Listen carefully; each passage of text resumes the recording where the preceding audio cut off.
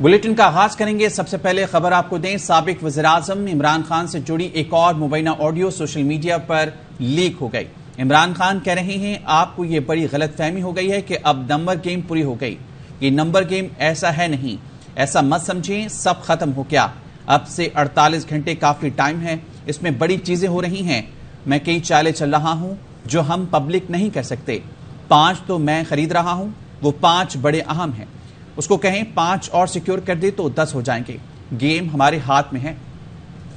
یہ بڑی غلط فہمی ہو گئی ہے کہ جناب اب نمبر گیم پوری ہو گئی ہے. یہ نمبر ایسا ہے نہیں. Don't think it is over, because اب سے دیکھیے 48 hours is a long time. اس میں بڑی چیزیں ہو رہی ہیں. میں اپنی طرف سے کئی چالیں چل رہا ہوں جو ہم پبلک نہیں کر سکتے. 5 تو میں خرید رہا ہوں نا, میرے پاس ہے 5 خریدوں. میسج دینی ہے کہ وہ جو 5 ہے نا, وہ 5 بڑے امپورٹنٹ ہے.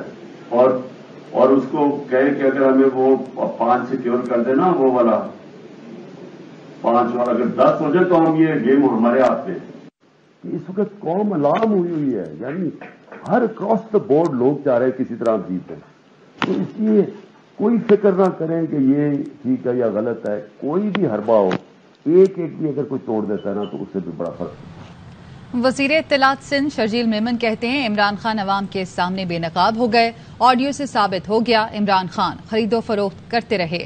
تاہم شرجیل میمن نے وضاحت کی کہ سندھ ہاؤس میں کسی رکن کی خرید و فروخت نہیں ہوئی.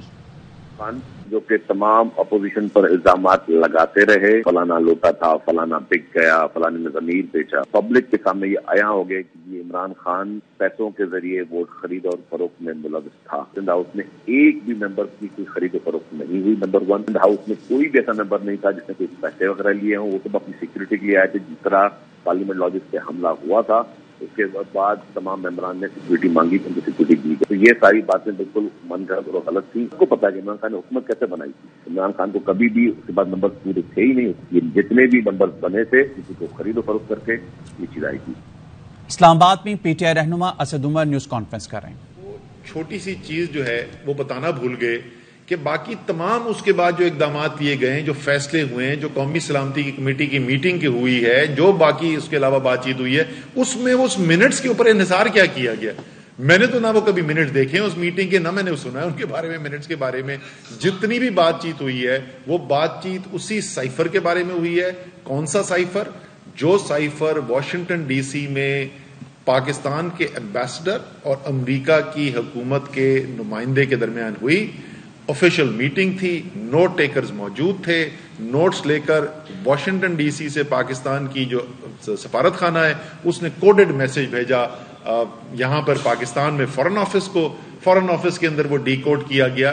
اچھا بائی دی وے وہ الحمدللہ انہوں نے یہ بھی کہا کہ وہ ڈی کوڈ ہو ہی نہیں سکتا, اور ڈی کوڈ ہو گیا تو پتہ نہیں کیا پاکستان میں تباہی آ جائے گی. میاں صاحب جتنے بھی سائفر آتے ہیں وہ سب ڈی کوڈ کیے جاتے ہیں. وہ ڈی کوڈ کیے بغیر آپ پڑھ نہیں سکتے ان کو. تو وہ بالکل ڈی کوڈ کیا گیا اور جو لسٹ تھی اس کو وہ بھجوا دیا گیا. پھر انہوں نے وہی بات کی کہ وہ پرائم منسٹر ہاؤس والا جو ہے مسنگ ہے. تو میاں صاحب اب تو آپ نے براہ راست بات کی ہے, میں آپ سے سوال کر رہا ہوں کہ آپ کو وزیر اعظم بنے ہوئے چند دن ہوئے تھے, آپ نے قومی سلامتی کمیٹی کی میٹنگ بلا لی. اس قومی سلامتی کمیٹی کی میٹنگ کا صرف ایک ٹاپک تھا, اور وہ یہ ٹاپک تھا کہ اس سائفر کے اوپر کیا ہوا, کیا یہ مداخلت تھی, کیا یہ سازش تھی, کیا ہوا. وہ واحد ٹاپک تھا. تو ذرا آپ قوم کو یہ تو بتائیں کہ آپ کیا اس میٹنگ کے اندر بغیر سائفر پڑھے چلے گئے تھے؟ مطلب آپ نے مراسلہ پڑھا ہی نہیں.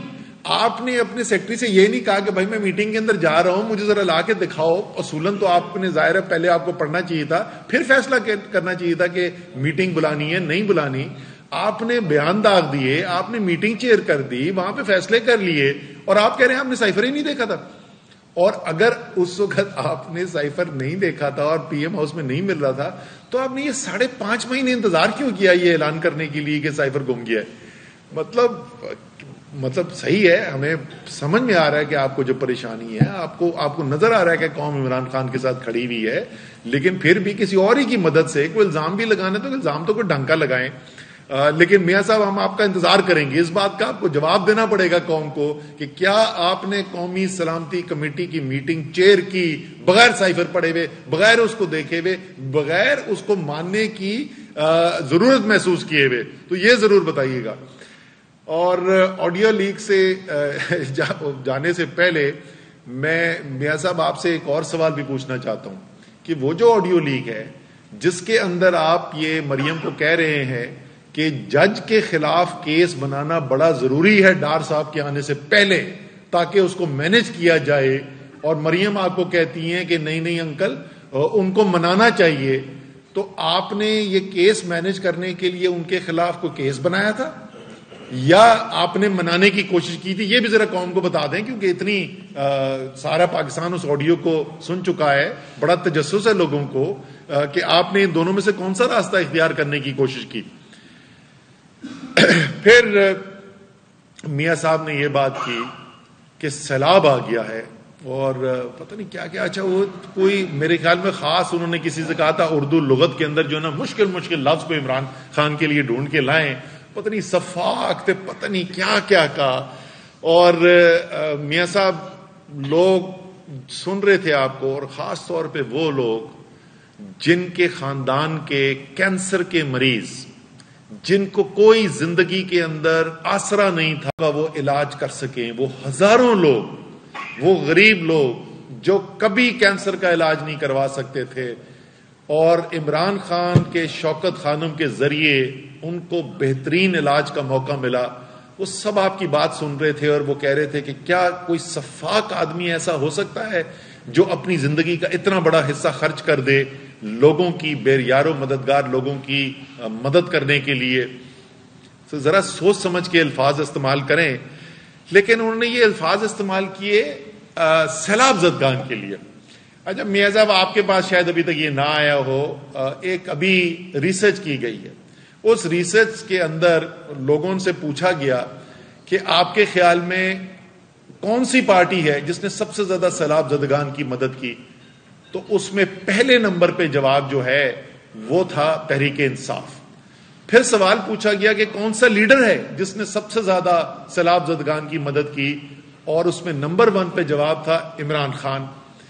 پھر یہ پوچھا گیا کہ حکومتوں میں کون سی حکومت ہے جس سے سب سے زیادہ لوگ مطمئن ہیں کہ انہوں نے سیلاب زدگان کے لیے یا سیلاب کی جو تباہی ہوئی ہے اس کے لیے کام کرنے کے لیے کہا۔ پہلے نمبر پہ خیبر پختونخوا ہے، دوسرے نمبر پہ پنجاب ہے۔ پی ڈی ایم کی حکومتیں نہ پہلے پہ ہیں نہ دوسرے پہ ہیں۔ آپ کیوں عوام آپ کو یہ کہتی ہے؟ آپ کہہ رہے تھے کہ عمران خان جو ہے سیاست کر رہا ہے کیونکہ جلسے کر رہا ہے۔ آپ کیا کر رہے تھے؟ آپ عمران خان کے اوپر، تحریک انصاف کے لیڈرز کے اوپر، تحریک انصاف کے ورکرز کے اوپر سیلاب آنے کے بعد کیا بولتے ہیں میاں صاحب، آپ کا ایک بڑا پسندیدہ لفظ ہے آپ استعمال کرنے، شبانہ روز محنت کر کے جھوٹے پرچے بنوا رہے تھے آپ نے۔ میں نے جیسے کہا کہ اب اگلا پرچہ جو عمران خان کے اوپر آئے گا نا وہ بھینس چوری ہونے کا آئے گا، باقی تو کوئی الزام آپ نے چھوڑا نہیں۔ ایک طرف پاکستان کے لاکھوں لوگ سیلاب کی تباہی فیس کر رہے تھے، اور آپ کی حکومت صبح سے شام کس چیز کے اوپر لگی ہوئی تھی کہ اچھا کیسے میں عمران خان کے اوپر کوئی جھوٹا مقدمہ بناؤں، کیسے اس کی تقریر کے اوپر ایک دہشت گردی کا پرچہ میں اس کے اوپر کاٹ دوں۔ ساری دنیا میں آپ نے پاکستان کی رسوائی کرائی وہ جھوٹا پرچہ بنوا کے کہ ایک فارمر وزیر اعظم ملک کا جو ہے، سب سے بڑا سیاستدان ملک کا جو ہے، اس پہ تقریر کرنے کے اوپر دہشت گردی کے پرچے کٹ رہے۔ دنیا کے بڑے بڑے جریدوں کی ہیڈ لائن بنی وہ خبر۔ آپ نے جو رسوائی کرائی پاکستان کی، امید ہے اس کے اوپر کوئی نہ کوئی تھوڑی بہت شرمندگی ہوگی۔ اسد عمر کھڑے میں داتا دربار کے سامنے تقریر کر رہے ہیں، ٹیلی ویژن چینلز پہ لائیو تقریر چل رہی ہے، پرچہ کٹ گیا کہ آپ F9 پارک اسلام آباد کے باہر کھڑے ہوئے لوگوں کو اشتعال درا رہے تھے۔ یہ کر رہے تھے آپ جس وقت آپ کی ملک کے لاکھوں لوگ سیلاب کے ساتھ کی وجہ سے سخت ترین مشکل کا سامنا کر رہے تھے، اور وہ سلسلہ ختم نہیں ہوا، وہ چلتا چلا جا رہا ہے۔ ہمارا تو آج کل ہماری ملاقات جو ہے وہ زیادہ کچہری کے اندر یا ہائی کورٹ کے اندر ہوتی ہے۔ ہاں ابھی بھی ہو گیا، ابھی کل میں ہو گیا ہوں، کل میں مسئلے کے جمع کرا کے آیا ہوں۔ اچھا جی، تو آپ اپنے اوپر قوم سے معافی مانگے کہ جس وقت آپ کو قوم کی مدد کرنے کے لیے صبح سے شام تک کام کرنا چاہیے تھا، اس وقت آپ اپنے سیاسی مخالفین کے خلاف جھوٹے مقدمے بنا کر ساری وسائل جو ہیں ریاست کی اس کے لیے استعمال کر رہے تھے۔ تیسری چیز جس کا انہوں نے ذکر کیا، اور میں 4 چیزوں کی بات کروں گا، آخر میں معیشت پہ آؤں گا۔ تیسری چیز جو انہوں نے کیا، انہوں نے کہا کہ فوج کے خلاف بات کی اور فوج کو پتہ نہیں نیوٹرل کہہ دیا اور چوکیدار کہہ دیا، اور یہ وہ فوج ہے جس نے قربانیاں دیں۔ خاص طور پہ انہوں نے دہشت گردی کی جنگ کا ذکر کیا۔ میاں صاحب، ہمیں بڑا فخر ہے کہ اس فوج نے قربانیاں دیں اور وہ دہشت گردی کے خلاف انہوں نے جنگ لڑی اور اس جذبے سے لڑی اور وہ قربانیاں دی جو دنیا میں اور کوئی نہیں کر سکی، اور وہ کامیابی دلائی، اور قوم جو ہے اپنی فوج کے ساتھ کھڑی رہی۔ تو اس میں تو کوئی شک ہی نہیں، اور وہ آج تک جاری ہیں قربانیاں۔ پچھلے آپ صرف 1-1.5 مہینے دیکھ لیں تو آپ کو نظر آئے گا کہ آج بھی وہ قربانیاں جاری ہیں، اس میں تو کوئی شک نہیں۔ لیکن میاں صاحب ذرا سا یہ یاد کریں کہ جب وہ دہشت گردی کی جنگ ہو رہی تھی تو آپ کی پارٹی اور اس کے بڑے بڑے لیڈر اسی فوج کے بارے میں کیا کہہ رہے تھے۔ وہ شخص جس کو آپ نے وزیر دفاع کی کرسی پہ لگایا ہے، اور خاص میرے خیال میں یہی ان کے مستقبل ماضی کے بیانات ہیں جن کی وجہ سے آپ نے چنا ہے ان کو وزیر دفاع کی کرسی پر بٹھانے کے لیے۔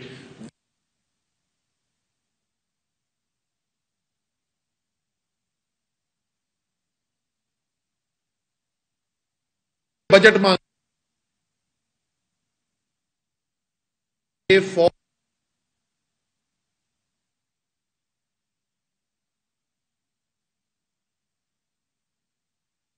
جاری تھی اور قربانیاں دی جا رہی تھیں۔ میاں صاحب، یہ آپ کا وزیر دفاع مریم کے پسندیدہ انکل پرویز رشید کہتے ہیں کہ جرنیلوں کو کام ہے، یہ اسی وقت باتیں ہو رہی ہیں ساری جس وقت یہ دہشت۔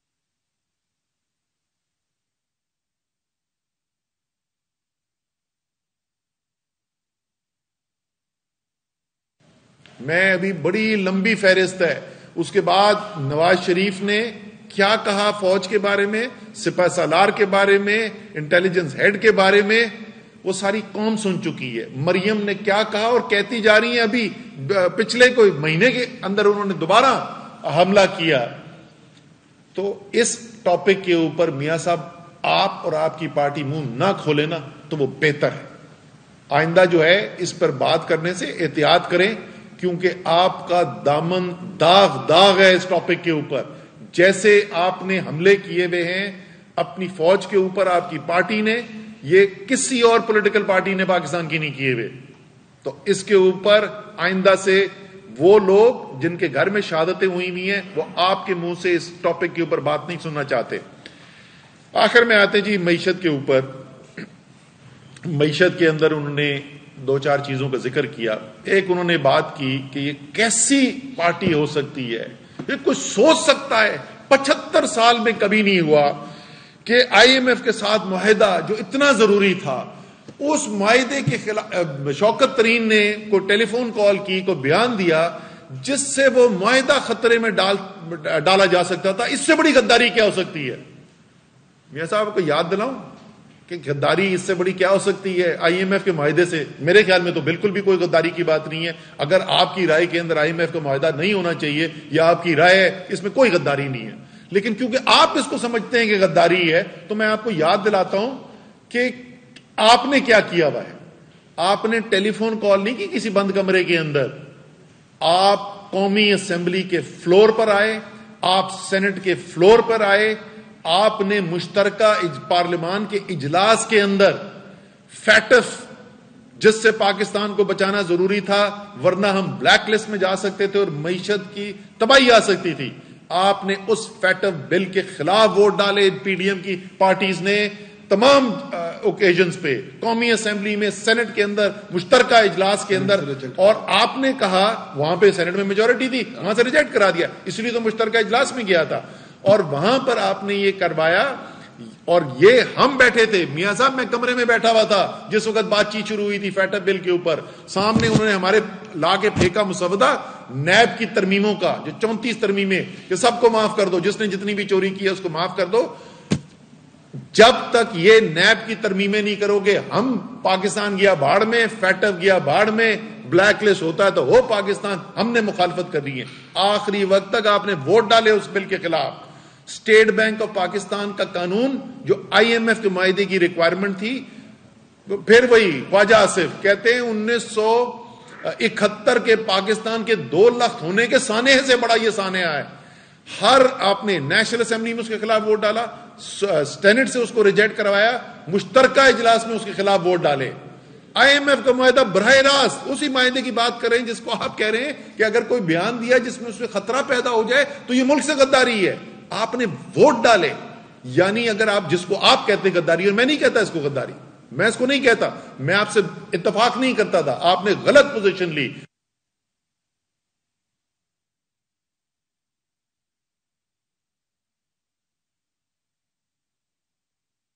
آپ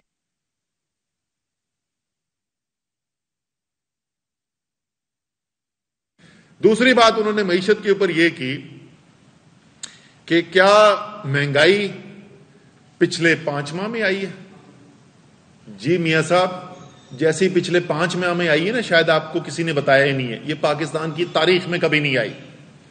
پاکستان کی تاریخ کے اندر وہ اشیاء جو لوگوں کی روزمرہ استعمال کی ہوتی ہیں اس کی افراط زر کی شرح کبھی آج تک 26-27% سے اوپر نہیں گئی تھی. اور وہ جس وقت عمران خان کی حکومت آپ نے ایک سازش کے تحت ختم کی، وہ افراط زر جو ہے وہ 16% کا تھا. آپ کی حکومت میاں صاحب آپ اس کو 45% پہ لے کے گئے، 2.5 گنا اس کے اندر اضافہ کیا آپ نے. تو آپ کا سوال معصومانہ جو سوال تھا کہ کیا پچھلے 5 مہینے میں آئی، جی جیسے پچھلے 5 مہینے میں آئی پاکستان کی تاریخ کے اندر نہیں آئی.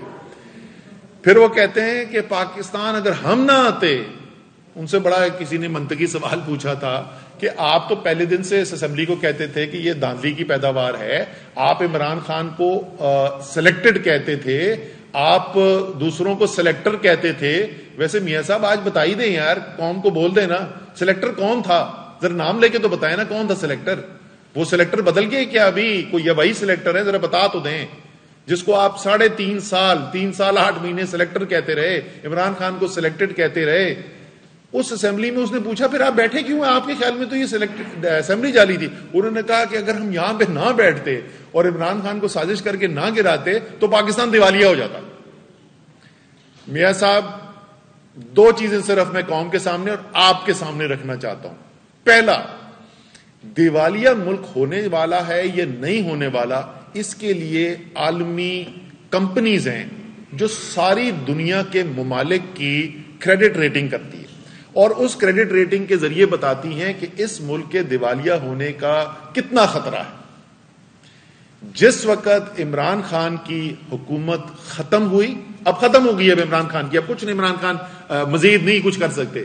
جب حکومت ختم ہوئی تو موڈیز کی ریٹنگ جو تھی ہماری وہ B3 تھی اور ہماری اس کے ساتھ سٹیبل، یعنی ایک ایسی کہ جس کے اندر خطرہ کوئی نہیں ہے، ایسی آؤٹ لک تھی.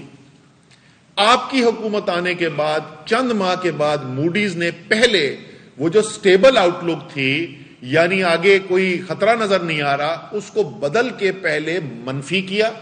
آپ کی ہماری B3 سٹیبل سے B3 نیگیٹو آؤٹ لک ہوئی اور کل انہوں نے اعلان کیا کہ پاکستان کی کریڈٹ ریٹنگ کو ڈاؤن گریڈ کیا جا رہا ہے، B3 سے گرا کے CAA3 پہ لے آیا جا رہا ہے. یعنی آپ کے دیوالیہ ہونے کا خطرہ پہلے سے بہت زیادہ بڑھ گیا ہے. یہ تحریک انصاف نے نہیں کہا، یہ کسی پاکستان کی ایجنسی نے کہا، یہ وہ عالمی ایجنسی ہے جسے ساری دنیا کریڈٹ ریٹنگ کراتی ہے. اور اب بات کریں گے کیا اس طرح آوازیں جوڑ کر آپ NRO2 کو جائز قرار کر لیں گے؟ یہ نہیں ہونا. PTI رہنما فواد چودھری کہتے ہیں یہ آڈیوز جہاں بن رہی ہیں ان کا بھی لوگوں کو پتا ہے اور کیسے بن رہی ہیں یہ بھی پتا ہے. اب فیصلہ حقیقی آزادی مارچ کرے گا. فواد چودھری کی جانب سے یہ ٹویٹ کیا گیا ہے. उन्होंने कहा क्या इस तरह आवाजें जोड़कर आप NRO2 को जायज साबित कर लेंगे? ये नहीं होना। PTI रहनुमा फवाद चौधरी कहते हैं ये ऑडियोज जहां बन रही हैं उनका भी लोगों को पता है और कैसे बन रही हैं ये भी। इस्लामाबाद में वजीर दाखिला राना सनाउल्लाह की ज़ेर सदारत ऑडियो लीक्स कमेटी का पहला इजलास खत्म। कमेटी ने सरकारी दफातर पर साइबर हमले रोकने के लिए सिफारिशात पर गौर किया।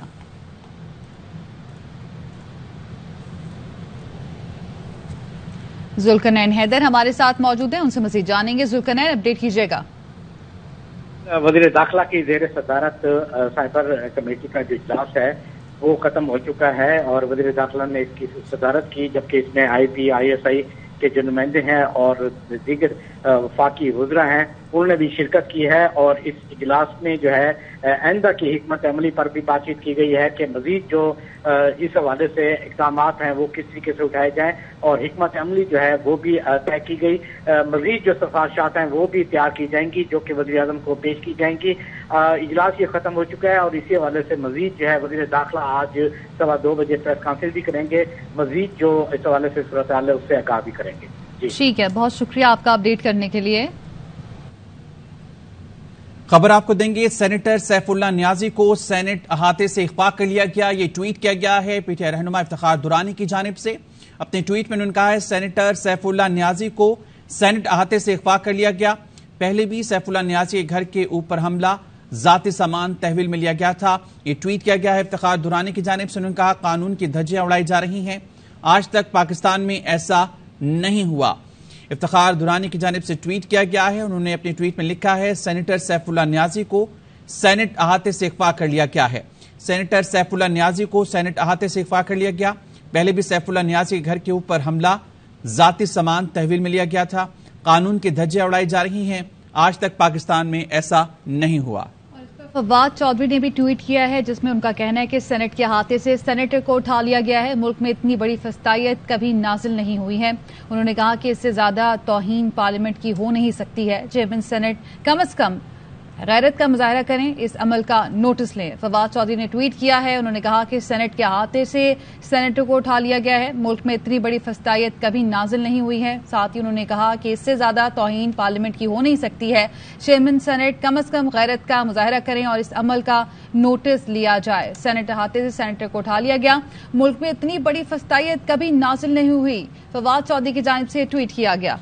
असद उमर की जानिब से भी ट्वीट किया गया है। उन्होंने अपने ट्वीट में लिखा है खबर मिली है सैफुल्लाह नियाजी को सेनेट से पकड़ लिया गया है। सैफुल्लाह नियाजी को ले जाने की अभी खबर आई है, इसकी मजम्मत करता हूं। इफ्तिखार दुरानी का ट्वीट, सेनेटर सैफुल्लाह नियाजी को सेनेट अहाते से इख्फा कर लिया गया। सेनेटर सैफुल्लाह नियाजी को सेनेट अहाते से इख्फा कर लिया गया है। पहले भी सैफुल्लाह नियाजी के घर के ऊपर हमला, जाती सामान तहवील में लिया गया था। कानून की धज्जियां उड़ाई जा रही हैं, आज तक पाकिस्तान में ऐसा नहीं हुआ। फवाद चौधरी की जानिब से भी ट्वीट किया गया है। अपने ट्वीट में उन्होंने कहा है सेनेट के अहाते से सेनेटर को उठा लिया गया। मुल्क में इतनी बड़ी फस्तायत कभी नाजिल नहीं हुई, इससे ज्यादा तौहीन पार्लियामेंट की नहीं हो सकती। चेयरमैन सेनेट कम से कम गैरत का मुजाहरा करें। असद उमर की जानिब से ट्वीट किया गया है। ट्वीट में उन्होंने कहा कि खबर मिली है सैफुल्लाह नियाजी को सेनेट से पकड़ लिया गया है। सैफुल्लाह नियाजी को ले जाने की अभी खबर आई है जिसकी मजम्मत करता हूं। फॉरेन फंडिंग केस पर FIA लाहौर में मुकदमा दर्ज। मुकदमा इंसाफ ट्रस्ट के ट्रस्टी हामिद जमान के खिलाफ दर्ज किया गया है।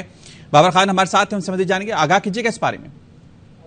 बिल्कुल जी, FIA ने अब से कुछ देर कबल वारस रोड पर वाक़या एक दफ्तर पर छापा मारकर जो इंसाफ ट्रस्टी के बानी हैं हामिद जमान उनको गिरफ्तार कर लिया है। उन पर इल्जाम है फॉरेन फंडिंग केस का।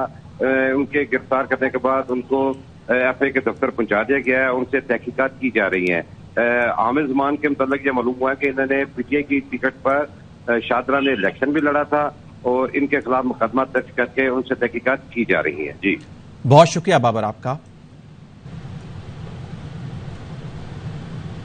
इसके साथ ही न्यूज बुलेटिन से फिल वक्त इतना ही। मजीद खबरों और अपडेट्स के लिए विजिट कीजिए AWI News.tv और देखते रहिए AWI News।